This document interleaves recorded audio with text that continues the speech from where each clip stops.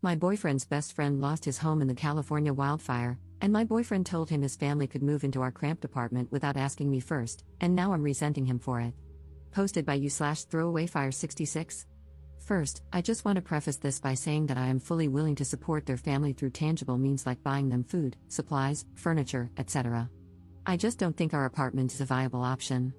My boyfriend, 21M, and I, 21F, live in a 2-bedroom, 1-bathroom apartment in a very expensive area. Rent is around $3,000 per month, and we're both stressed out college students.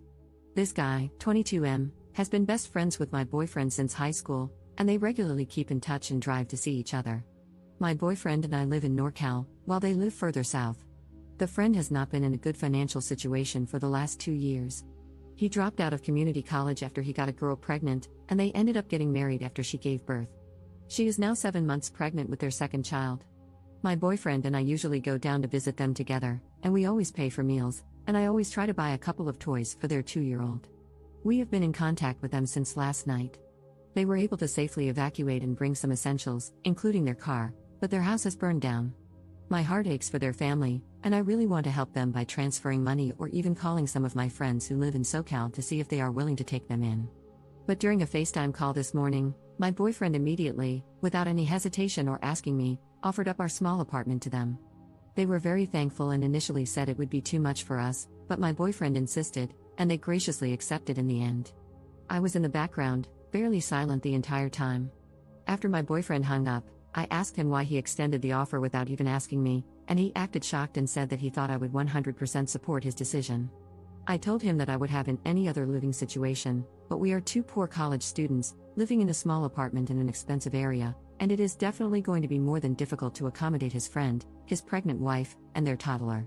My boyfriend said that I was being a bit selfish and that they just lost their house and that I should be more understanding and sympathetic.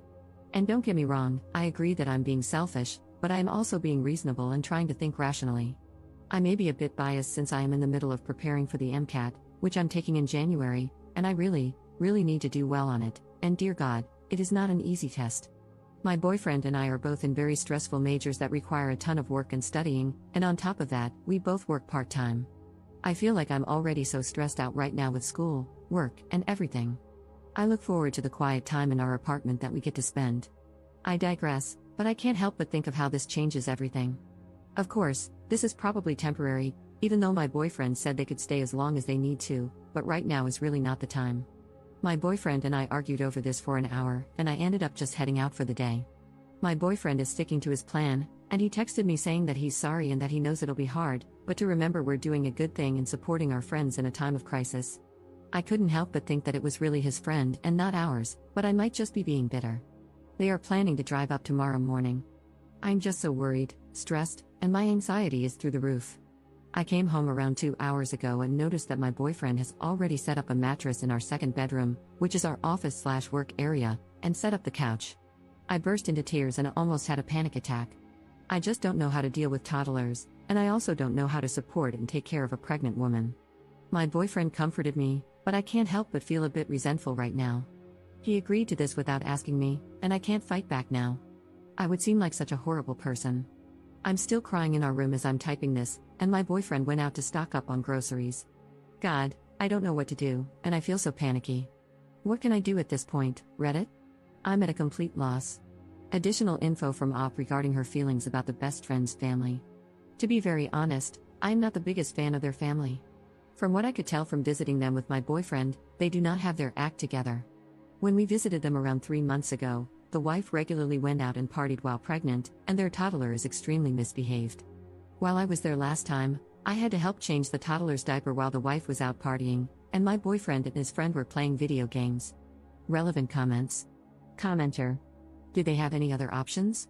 Honestly, my boyfriend would do the same thing, and I love that about him. It really sucks that this is happening during such an important time in school, but if these people have nowhere to live, I don't see how turning them away isn't a little heartless. Of course, you might need to stay at your friend's house to get studying done, but is that such a horrible trade-off for helping a family with no home? Op's response. I think they do have options but decided to turn to us because their family would be harder on them, pushing them to pay for themselves and move out soon. They both have family nearby. In fact, the husband's wealthy family lives not far from us. However, they had already housed them for a year and a half after she got pregnant at 18, and according to my boyfriend, they were furious about how they acted during that time and almost kicked them out. They eventually caved and actually bought the house they lived in so they could move out. I just can't deal with irresponsible adults in addition to a toddler in my small apartment. As others have pointed out, they can get support from FEMA or even stay at a local shelter. Hundreds of people are doing this. If they need money or food, I will gladly send it to them, but I can't offer my space for many reasons. I'm sorry if you see this as heartless, but I get the feeling you would feel differently if you were actually in my situation. Update 1 day later. Never thought I'd be updating so fast, but everything was resolved during one of the most hectic and stressful nights of my life. Shout out to all my supporters out there, you guys made my day yesterday. And to those of you calling me heartless because I don't think offering up our living space is a good idea, even though I've said I'm willing to support them in any other way, screw you. The pregnant wife, husband, and toddler arrived at our apartment last night around 9:30 p.m. They had already told us on the way that their toddler had contracted some kind of food poisoning and wasn't feeling well, which is what delayed them.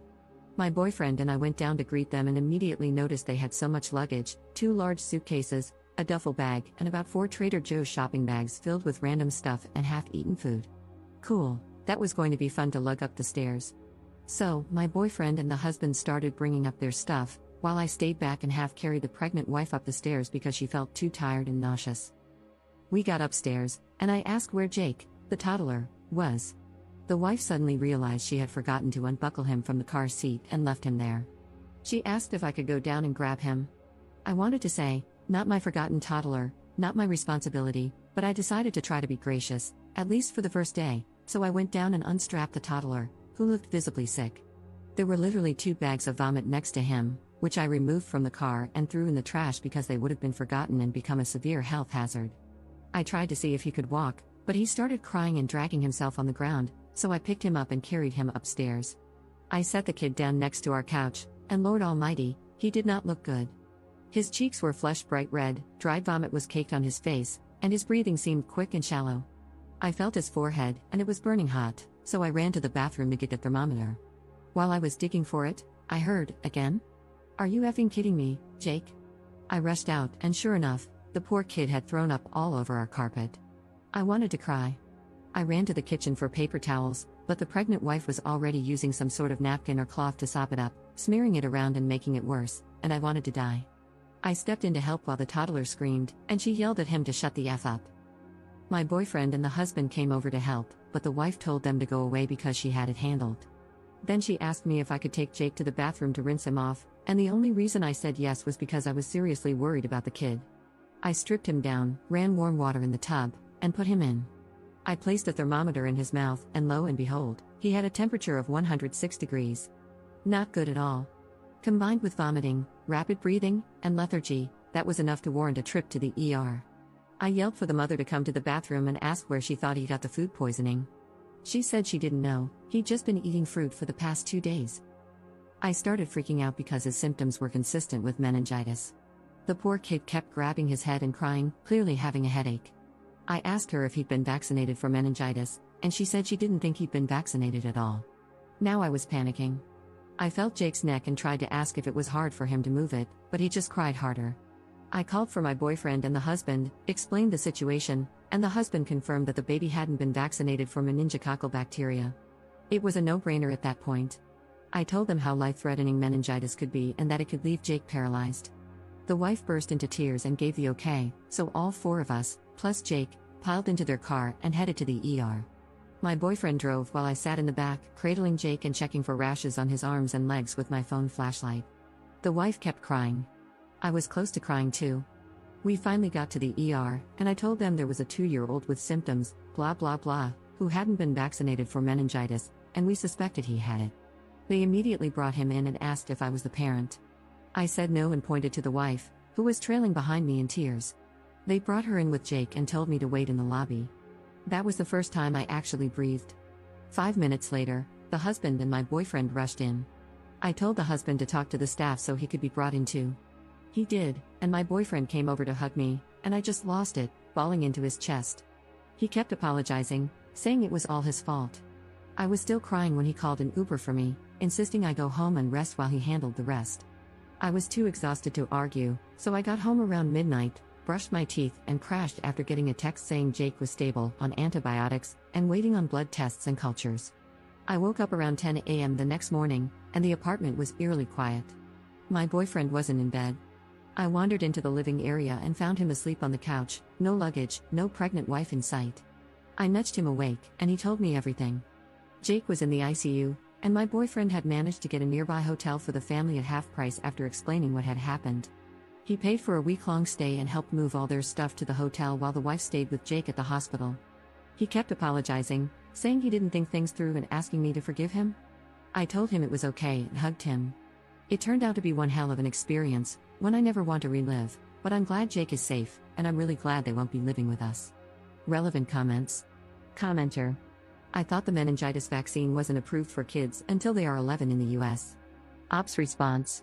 Some infants and toddlers can get it if they suffer from certain deficiencies, autoimmune disorders, or are HIV positive. Commenter 2. Sometimes things happen for a reason. It seems like this happened to you so you could save a life. A bad experience for you, but good for the kid. Ops response. Yes, I'm thankful that I was able to catch a few of his symptoms. I'm no doctor by any means, but meningitis is an incredibly scary infection. I'm glad I urged them to go to the ER. However, I must say, I lost a lot more respect for the family from this experience. Adds some final words to commenters. Some key points that people keep missing. The pregnant wife, husband, and toddler chose to drive over 600 miles to live in our 2-bedroom, 1-bathroom home instead of staying with the husband's wealthy family, only around 200 miles away, who also paid for their house and housed them for 2 years. I have my suspicions as to why this is the case, but you can make your own judgments. Finally, the pregnant wife's behavior is no different than usual. I've been to their house multiple times and can confirm that she curses at her child, drinks while pregnant, and is unable to adequately care for the child.